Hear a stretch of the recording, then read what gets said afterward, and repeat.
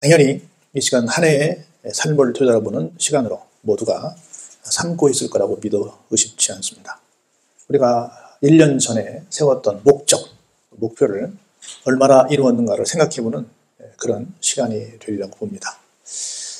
우리는 특별히 금년의 총회의 목표인 주여 치유하게 하소서라고 하는 제목을 가지고 달려왔습니다. 나도 치유하고, 그리고 내 곁에 상처 입은 이들을 치유하고, 특별히 민족이 많이 아픈 시간들을 보내고 있는데 우리 민족의 아픔을 치유하는데 교회가 앞장서 보자 하는 목적을 가지고 총회에서 그렇게 표어를 정해서 우리도 그 표어를 따라서 표어를 정하고 달려왔습니다. 얼마 전부터, 늘 처음부터 그랬어야 되는데 총회에서 간곡히 권유를 해왔는데 각 교회마다 표어를 정하는 것도 좋지만 가능하면 온 총회가 하나로 가는 게 더 중요하니까 총회의 표어를 좀 따라주셨으면 좋겠습니다. 해가지고 우리도 몇 년 전부터는 총회가 정한 대로 그렇게 표어를 정하고 왔고 내년에도 그렇게 할 겁니다. 그래서 총회가 정한 목표, 우리가 정한 목표를 얼마나 잘 달성했는가, 그리고 또 개인적으로 세운 목표가 있겠지요. 또 가정적으로, 직장적으로, 교회적으로, 또 대사회를 향해서, 또 나라와 민족을 향해서 우리가 미력하지만 이렇게 좀 해보겠다라고 많은 계획들을 세우시고 목표를 세우시고 달려가셨는데 얼마나 달성했는가를 생각해 보시는 시간이 됐으면 좋겠다 싶습니다. 그리고 제일 중요한 것은 별로 유쾌하지 않지만 이번 주가 지나면 우리 모두가 다 똑같이 하나씩 더 얻습니다. 뭘 얻습니까? 한 달씩 더 먹습니다. 이게 좋은 건지 나쁜 건지 모르겠지만 한 달씩 더 먹어요. 그만큼 더 어떻게 보면 성장하고 또 성숙하고 또 철도나고 이런 시간이 또 연시가 됩니다. 그런데 오늘 본문에서 이렇게 시작해요. 어떻게 살아왔는가를 돌아보고 앞으로도 어떻게 살 것인가를 생각하는 그 두 가지를 다 우리가 한 해를 돌아보면서 결산하고 새로운 계획을 세우는 시간을 보내고 있는데 이렇게 첫 번째 절에서 우리에게 이야기합니다. 너는 내일 일을 자랑하지 말라. 우리가 잘 아는 이 찬송가 가사, 우리 보범성가도 부르죠. 내일 일은 난 몰라요. 사실은 내일 일을 모릅니까? 잠시 후에도 모르죠. 잠시 후의 일도 모르기 때문에 뭐 하지 말라? 함부로 내가 지금 뭔가를 했다고 이루었다고 뭐 하지 마라? 자랑하지 마라. 언제 어떻게 될지 모른다는 거죠. 하루 동안에 무슨 일이 일어날는지 어때요? 알 수 없죠. 무슨 일로 갔는지 모르겠지만 오늘 아침에 저는 1990년대 초반 23년 되나요? 그때 그 김영삼 대통령이 된 다음에 큰 3포 사건이 났잖아요. 하나는 저 대구 구포에서 열차가 탈선하는 사건이 있어 많은 사람이 죽었고, 하나는 저 우리 부안같이 격포 그쪽 배가 또 떨어져서 많은 사람이 죽었고, 그리고 목포 쪽에 있는 무안공항에서 비행기가 떨어져서 많은 사람들이 희생을 당했던, 그래서 3포 사건이라고 해서 막 취임하자마자 굉장히 나라가 많이 시끄러웠던 적이 있습니다. 90년대 초반인데 오늘 아침에 9시경에 지금 전남 무안공항에서 비행기가 떨어졌다고 그러잖아요. 제주항공에 떨어져서 6명 그 승무원들 포함해서 181명이 탔는데 비상 착륙하면서 반파돼가지고 지금 23명인가 지금 구출이 됐고 2명인가 실종이 됐고 나머지는 수색 중에 있다고 그러잖아요. 그래서 아마 많은 분들이 어려움을 당하지 않았을까 추정을 하고 지금 계속 중계하고 있잖아요. 그분들이 오늘 아침에 그렇게 9시에 그 공항에 가면서 비행기가 그렇게 사고 날 줄 알았을까요? 그래서 그 비행기 탔을까요? 안 탔죠.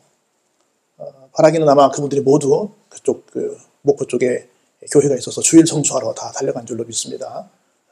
그러더라도 얼마나 안타까운 일이 생겼어요.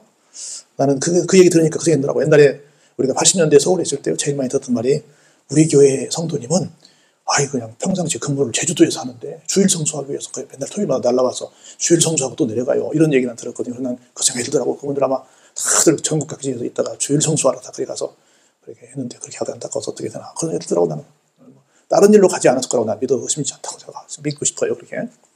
그렇게 보세요. 우리가 순간의 일도 모르는 거예요. 그거 타봤자 우리나라 어디 가든 다 1시간이면 가잖아요. 제주도도 1시간이면 가잖아요. 1시간 전에 비행기를 타면서 이 비행기가 1시간 후에 도착할 때 그렇게 될 줄로 어떤 사람이 알았겠냐고요. 어디서 오는 비행기인지 모르겠지만 자우지간 그게 이 시간에 아침에 떨어질 때 그렇게 떨어질 줄 누가 알았겠냐 그 말이죠. 정상적으로 안착을 해서 정상적으로 내가 교회 가서 예배 드릴 줄 알았지. 그렇게 떨어질 줄 누가 알았겠냐. 뭐라고 말해요? 네가 알 수 없다.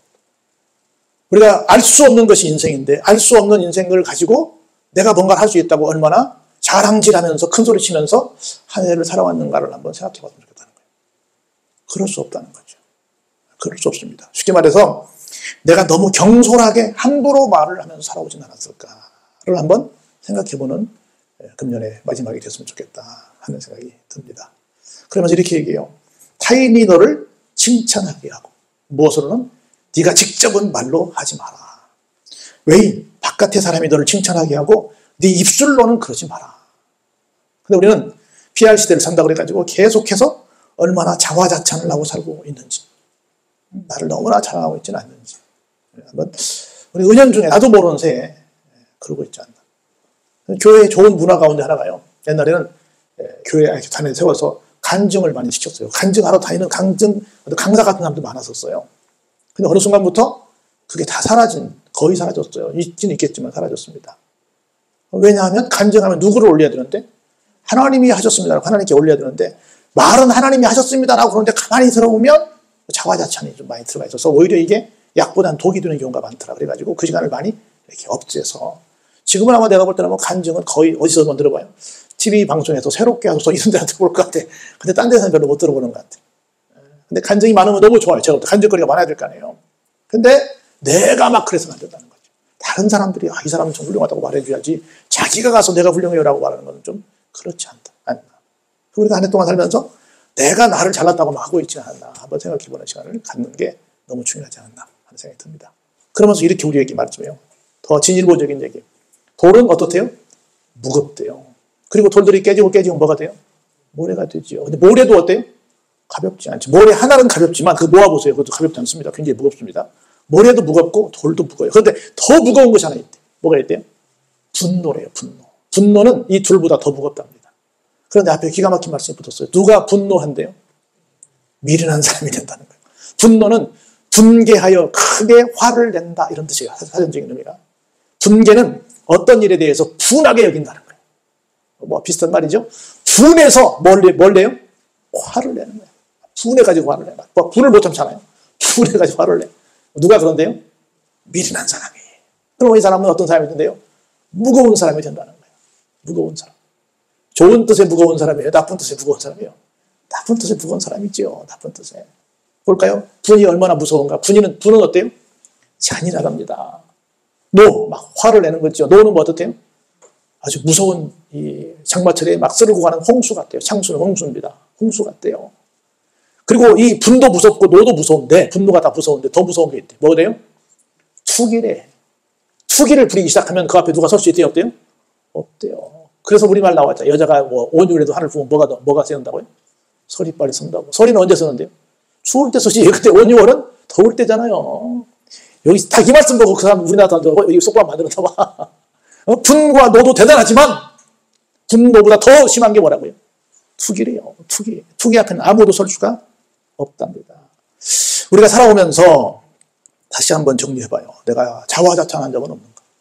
내가 미련한 사람이 되어서 분을 내고 노한 적은 없는가?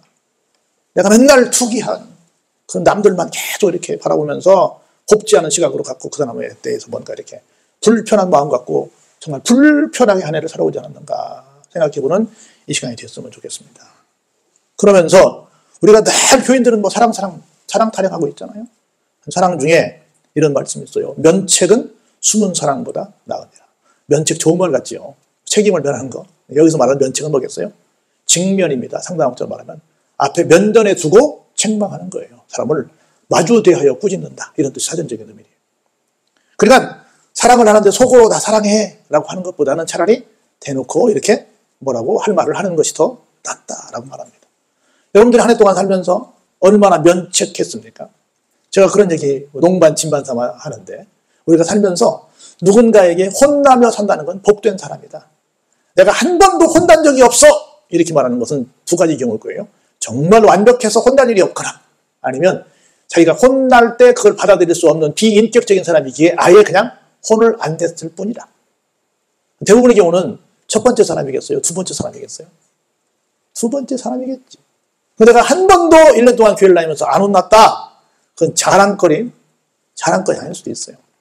누군가 나한테 1년 동안 싫은 소리를 해가지고 내가 좀 기분 나빴다 한다면 섭섭할 일이 아니라 오히려 좋은 일이다. 옆에 있는 교인이 나한테 한 번도 지적질 안 했다. 그것은 내가 성격이 알아줄 만하다. 이렇게 생각하는 것이 정답입니다. 그래 누가 막 지적질하면 고맙습니다. 나를 인격적으로 훌륭한 사람으로 알고 나한테 지적질 하셨군요. 이렇게 얘기하지 지적질한 것을 서운하게 생각하면 안 됩니다. 지적질 받은 것을 감사하시기 바랍니다. 우리 부모사님 감사하셔야 돼요. 지적받은 것을 감사하게 생각해야지 지적받은 것을 막 내가 서운게 생각하면 안 됩니다. 면전에 두고 마주대에서 꾸짖는 게 훨씬 더 낫습니다. 그래서 계속 이어가잖아요. 그래서 친구의 아픈 책망은 무엇으로 말미암아? 충직으로 말미암다는 거예요. 충직이 뭐예요?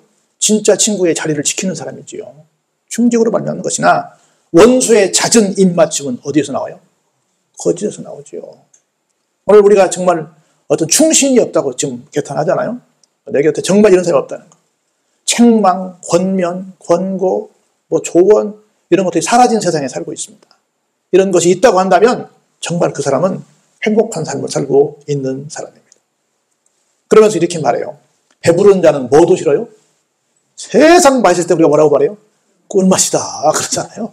그런데 배부른 사람은 꿀도 싫어요. 근데 줄인 사람은 뭐도 맛있어요? 쓴 것도 맛있어요.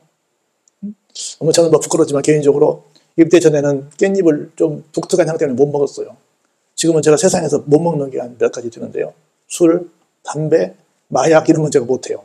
그 나머지는 아마 저는 거의 장담컨대 없어도 못 먹고 앉아서 못 먹지 거의 다 먹습니다. 못 먹는 게 없는 것 같아요. 가리는 음식이 없는 것 같아요. 왜요? 군에 갔으면 제일 좋은 반찬이 뭔 줄 아세요? 고추장이에요. 고추장 하나만 못 먹는 게 없어요. 다 먹을 수 있어요. 오만 거 다 먹을 수 있어요. 며칠씩 굶겨보세요. 뱀이 안 맛있고 쥐가 안 맛있는 줄 아세요? 뱀이 얼마나 맛있는 줄 아세요? 한번 굶어보세요. 어른들 말씀이 딱 맞아요. 애들이 막 반찬 투자하고 안 먹으면 뭐라 그래요? 굶겨! 근데 아빠는 굶겨! 그럼 엄마는 뭐예요? 먹이는 거야. 그래서 못 고치는 거야. 엄마가 못 고치는 거예요. 진짜 굶겨보세요. 진짜 아무것도 안 먹게 해보세요. 되는 거예요. 모든 게 다 먹을 걸로. 예수님께서 40일 굶으니까 뭐가 먹을 걸로 보였어요? 돌덩어리도 먹을 게 보이는 거예요. 진짜로 그렇습니다.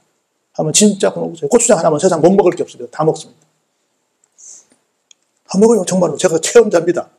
제가 얘기했잖아요. 세상에 제일 맛있는 물이 무슨 물이라고? 목욕탕 물이더라고. 며칠 동안 안 시키고 안 먹여보세요. 물 못 마시게 해보세요.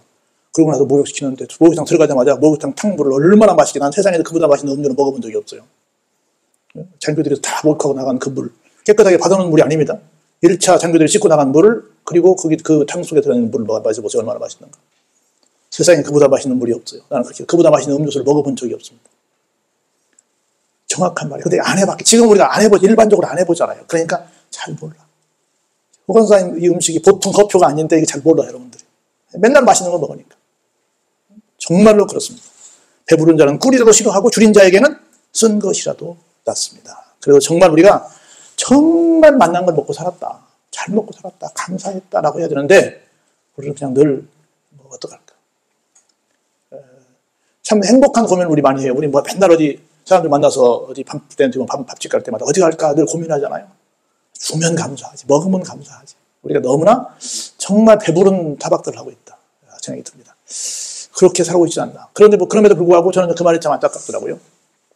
우리나라 사람들이 먹는 간식값만 해도 저 북녘 가들 아래서 배고파 허덕이는 사람들을 다 먹이고 살고 남답니다. 우리가 버리는 음식물 쓰레기만 해도 아마 굉장히 많은 사람들이 산다고 그래요. 한쪽에서는 막 남아서 조치를 못하고 냉장고마다 막 썩어 문드러지고 있고 그런데 한쪽에서는 저기 굶어 죽고 있고 비단 북한뿐이 아니에요. 전 세계적으로 얼마나 많은 사람들이 하루 1,000원 가지고 사는 사람들이 얼마나 많은지 모릅니다. 여러분도 하루 1,000원 갖고 살려면 살 수 있겠어요? 절대로 불가능한 얘기죠. 그런데 그렇게 살아가는 사람들이 지구촌에는 굉장히 많습니다. 근데 우리는 정말 쓰니 다니 그러면서 얼마나 타박하고 살았는가. 얼마나 우리 모두가 오늘날 우리에게 일용할 양식을 달라고 우리라고 하는 건 전 세계 모든 사람들 가리키는데 우리는 그러지 않고 나만 생각하고 살지 않았는가. 잘 산다고 세계 10등급 가라고 막 뻐개고만 있었지 않았는가. 우리 모두가 심각하게 생각해 봐야 될 상황이라고 봅니다. 볼까요? 고향을 떠나 요리하는 사람은 요리는 떠도는 사람들, 방황하는 사람을 가리키는 거죠. 보금자리를 떠나서 뭐와 같아요? 떠도는 새와 같아요. 여러분 새는 두 종류 새가 있잖아요. 하나는 한 자리에 자리 잡고 사는 텃새가 있습니다. 우리 텃새 부린다고 그러잖아요. 하나는 옮기는 철새가 있죠. 제비랄지 철새가 있지 않습니까? 그래서 근데 떠도는 철새, 이 날아다니는 철새도 다 자기들이 멈추는 곳이 있습니다. 멈췄다가 거기서 어느 정도 보냈다가 또 갔다가 그렇지 그냥 자기들 맘대로 다니잖아요. 텃새들도 다 자기들 자리가 있습니다. 근데 거기를 떠나면 어때요? 죽지요. 못 살지요. 이렇게 고향을 떠나 유리한 사람들은 다 그렇습니다. 그래서 여러분들 타향살이라는 노래 같은 노래들 얼마나 많이 있어요. 그래서 우리 곁에 타향살이라는 사람들 얼마나 많아요. 저 외국에서 건너온 사람들, 또 해터민들 편집하지 않습니까? 그 사람들이 이렇게 참 어려운 삶을 살고 있는데 얼마나 우리가 그들을 좀 돌아봤는가도 생각을 해봐야 됩니다. 여러분들은 정말 타국에서 온 사람들을 위해서 얼마나 기도했고, 우리 뭐 해외에 막 선교하고 그러는데 사실은 그 양반들, 온 양반들에게 선교하는 것도 굉장히 중요합니다. 그걸 볼까요? 기름과 향이 사람의 마음을 즐겁게 합니다. 근데 정말 이처럼 아름다운 것이 하나 있대요. 뭐가 있대요? 친구의 충성된 권고가 기름과 향이 사람의 마음을 즐겁게 하는 것처럼 아름다운 결과를 가져온다는 거예요. 우리가 정말 주변 사람들을 위해서 그렇게 해야 될 줄로 믿습니다. 저도 그런 말들을 하는 친구들이 있어요. 잘 못 알아듣죠. 너무 미안한데, 너무 하나님 앞에 죄송한데요. 다른 얘기는 다 좋은데 나한테 교회 가라는 들만 하지 마, 이렇게 말하는 친구들이 있어요. 근데 우리가 다른 얘기보다는 무엇을 해야 되겠어요? 교회 가라 소리 할 거 아니에요. 근데 목사한테도 다른 얘기는 다 좋은데 제발 교회 얘기만 하자, 이런 사람들이 있어요. 우리가 꼭 해야 될 게 뭘까? 충성된 권고가 뭘까? 그건 뭐겠어요? 진짜 그 사람에게 필요한 것이겠죠. 진짜 모든 사람에게 필요한 게 뭐겠어요? 교회를 소개하는 거죠. 그리고 기가 막힌 말씀이 이어져요. 볼까요? 이제 우리가 점점 어디를 향해 가고 있냐면 말세 치마를 향해 달려가요. 말세로 간다는 것은 무엇을 우리가 예측할 수 있어요? 환란이 올 수 있다는 거죠. 볼까요? 내 친구와 내 아비의 친구를 버리지 마라. 우리 옛날에 그런 말이 있어요. 나보다 고비 되는 인생을 사신 분들은 모두가 다 부모다, 이런 말이 있어요. 다시 말해서 친구나 친구 아비, 정말 우리가 소중하게 여길 사람들을 소중히 여기라는 겁니다. 그러면서 볼까요? 이해가 안 되는 말씀이 하나 더 나와요. 내 환난 날에 어디에 집에 들어가지 말래요? 형제의 집에 들어가지 말래요. 형제보다 누가 낫대요? 가까운 이웃이 낫대요. 멀리 있는 친척보다 가까운 이웃이 낫대요. 노래도 있잖아요. 멀리 있는 사람들은 사실 1년에 한 번 만나도 그렇게 우리 살고 있잖아요. 이게 무슨 얘기일까? 여러 번 제가 이 말씀을 묵상해봤죠. 환난 날에 형제의 집에 들어가지 마라. 가까운 이웃이 낫다. 가까운 이웃이 먼 형제보다 낫다. 뭘까? 진짜 마음을 나누면서 지내는, 지금 가까이 있는 내 곁에 있는 사람들이 제일 소중하다는 얘기를 이렇게 하는 거죠. 형제를 버리자 그런 건 아닌데 그게 훨씬 낫다는 거죠. 지금 같이 잘 지내는 것이 큰 힘이고 결정적인 순간에 정말 큰 의지의 대상이 될 수 있다. 그 말은 뭐예요? 지금 곁에 있는 사람을 소중히 여겨라 라는 뜻으로 저는 해석이 됐어요. 우리 모두가 한 해 동안 함께 한 교회에서 달려왔습니다. 곁에 계신 분들이 가장 소중함을 믿고 사시기를 바랍니다. 그러면서 이렇게 결론적으로 말씀을 이어가요. 내 아들아, 우리 모두를 가리키죠. 지혜를 얻어라. 지혜를 얻는 것이 어떤 결과를 가져온다? 하나님의 마음을 기쁘시게 해드리는 결과를 가져온다. 지식은 내가 어느 정도 노력을 통해서 또는 누군가의 사람의 도움을 통해서 얻을 수 있습니다. 그런데 지혜는 전적으로 누가 주시는 거예요? 하나님이 주시는 거죠. 하나님이 주시는 것이 있을 때 하나님을 기쁘시게 해 드릴 수 있습니다. 그 다음에 볼까요? 그럼 기가 막힌 말씀이 그 다음에 이어져요. 저도 이 말씀 여러 번 읽어봤는데 볼까요? 그리하면 내가 주는 지혜를 통해서 나를 기쁘게 하면, 그 말입니다. 하게 되면 나를 비방하는 자에게 내가 대답하겠다. 이게 말씀이 틀린 것 같아. 그러면 여기 앞에 있는 나를 비방하는 자가 뭘로 돼야 돼요? 너가 돼야 되겠지. 그렇게 되면 너를 비방하는 자에게 내가 대답해 줄게. 그렇게 얘기해 말이 될 거 아니에요. 대답해 준다는 건 너를 비방하는 사람에게 내가 너를 대신해서 변호해 줄게. 그렇게 말을 해야 될 거 아니에요. 근데 여기 이상하게 문장이 너가 아니라 나가 돼 있어. 이게 무슨 말일까? 여러 번 읽어보니까 저는 이렇게 왔어요. 감이. 뭐가 왔어요?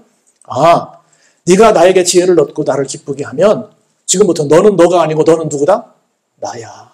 그런 거로 너를 비방하는 건 그 누구를 비방하는 거야? 하나님이 나를 비방하는 거야. 그러니까 너를 비방하면 내가 너를 대신해서 변호해 줄게. 이렇게 나는 말씀이 해석이 되더라고. 해석이 됩니까? 그렇게? 무슨 말씀인지?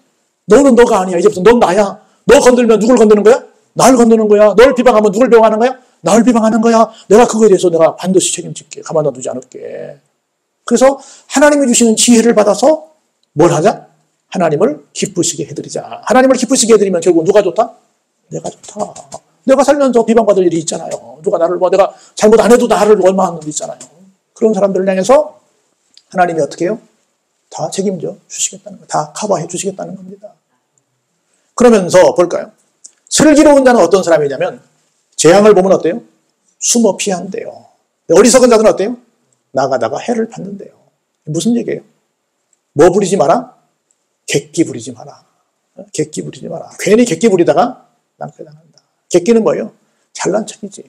어떤 대책도 없으면서 잘난 척하는 거죠. 그 다음에 이제 우리 2절 남았어요. 볼까요? 타인을 위하여 보증선자의 옷을 취하라. 외인들을 위하여 보증선자는 그의 몸을 볼모 잡아라. 이렇게 말씀이 되었어요. 우리 뭐 절대로 하지 말라고 막 많은 분들이 얘기하는 것 중에 하나가 보증이잖아요. 보증. 보증이라고 하는 것은 뭔 말이에요? 한마디로 말하면 내가 책임질게라는 말이잖아요. 함부로 책임진다는 말을 하지 마라. 그리고 네가 스스로 그냥 나는 말로 하면 다 돼. 난 다 책임질 수 있어. 스스로 호언장담하지 말라는 거예요. 다 안전조치를 해놓으라는 거예요. 지금 얼마나 많은 사람들이 사기를 당해서, 우리나라 사기 천국 아니에요. 사기를 당해서 얼마나 많은 사람들이 아파하고 있어요. 물론 그분들이 다 그냥 한 건 아니겠지. 꼼꼼히 다 한다고 했겠지요.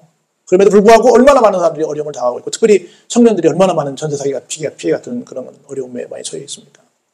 정말로 더 지혜로워라라는 말씀을 우리에게 주문하고 있습니다. 우리가 얼마나 내가 그렇게 잘나지 않았는데, 똑똑하지 않았는데, 힘이 없는데 괜히 허세 부리다가 낭패를 본 일들이 얼마나 많이 있는가를 한번 돌아보라는 거예요. 그 이후에는 그러지 말라는 말씀을 우리에게 주문하고 있는 겁니다. 그 마지막 하나, 이른 아침에 아주 잠도 덜 깼는데 누구를 축복한대. 이 옷을 축복하고 싶대. 근데 가가지고 막 어때요? 큰 소리로 축복하면 어때요? 혼나치 맞지 가서 잘못하다가 얻어맞지요. 도리어 그게 축복이 돼요? 뭐가 돼요? 저주한 줄 알지요. 우리가 그런 말 해죠. 아이들이 많이 하는 말인데, 인생은 뭐다? 타이밍이다 라는 말 하잖아요. 인생은 타이밍이다 그러잖아요. 그래서 모든 것들이 다 때가 있다는 거예요. 아무 때나 막 해서는 안 된다는 거죠. 그때 딱 지금 내가 해야 될 말이 있다는 거죠. 다음에 할 말이 있다는 거죠. 타이밍을 잘 맞춰서 해야 축복이 되는 거지. 아무리 좋은 말이라도 아무 때나 가서 막 떠들면 이게 낭패가 될 수 있다는 거예요.